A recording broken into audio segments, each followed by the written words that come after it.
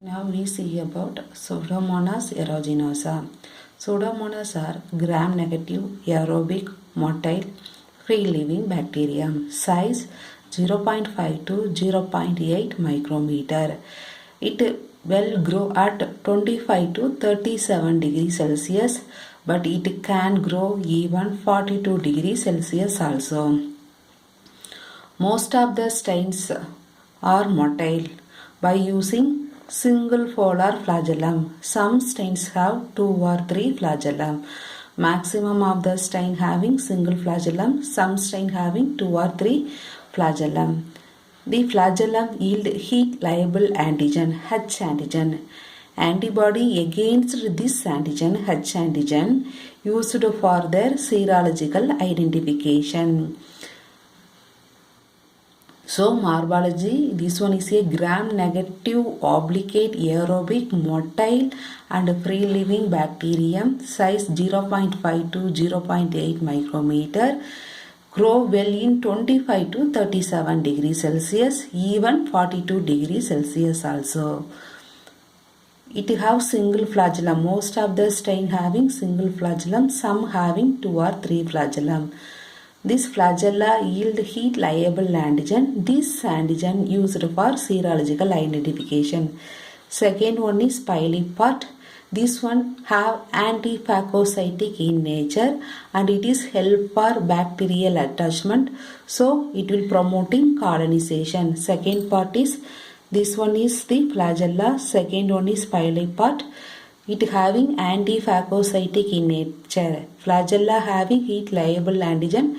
That one used for serological identification. This pileapart used for have antiphagocytic in nature.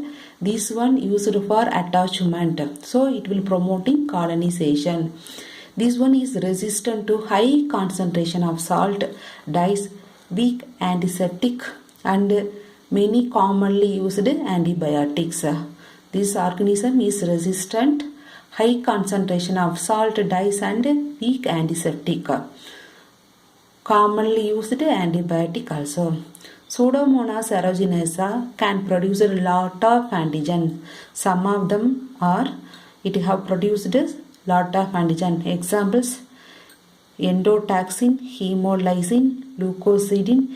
It also produced pigment, fluorescein, phyocyanin, protease enzyme, taxane A, exoenzyme S and phospholipase. It can produce a lot of antigen. What are the antigen? Endotoxin, hemolysin, leucocidin, then protease enzyme, taxane A, exoenzyme, phospholipase C.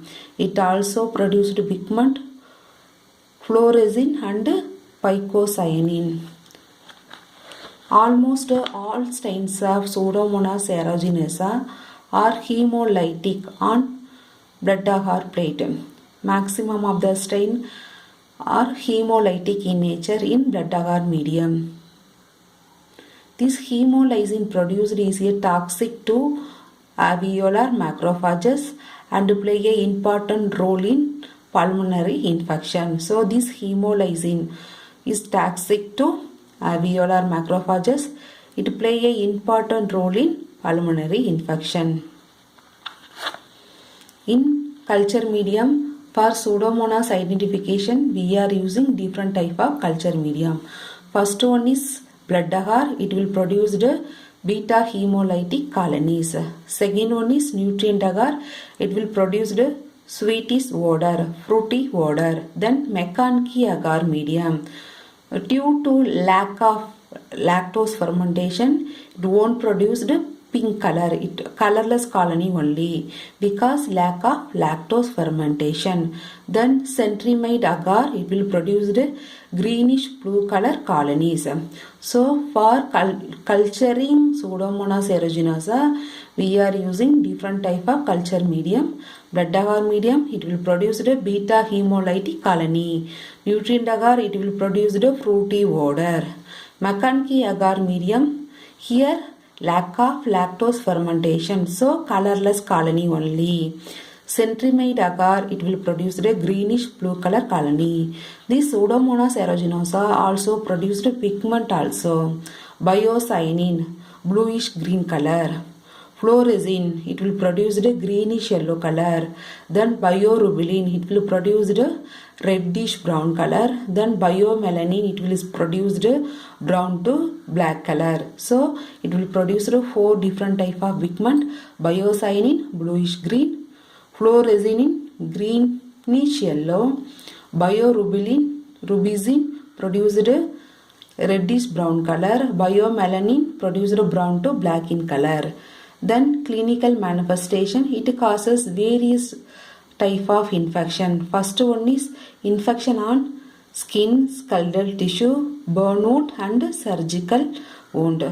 Clinical manifestation, it causes various infection. First infection in skin and skeletal tissue, burnout and surgical wound.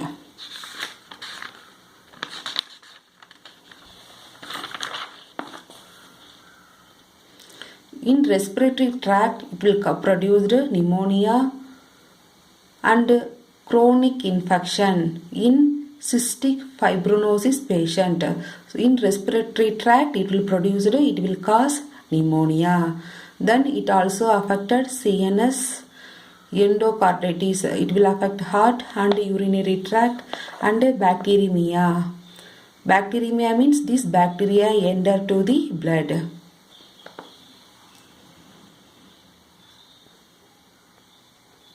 Respiratory tract, it causes pneumonia, chronic infection, and it will causes infection in CNS, endocarditis, UTI and bacteremia.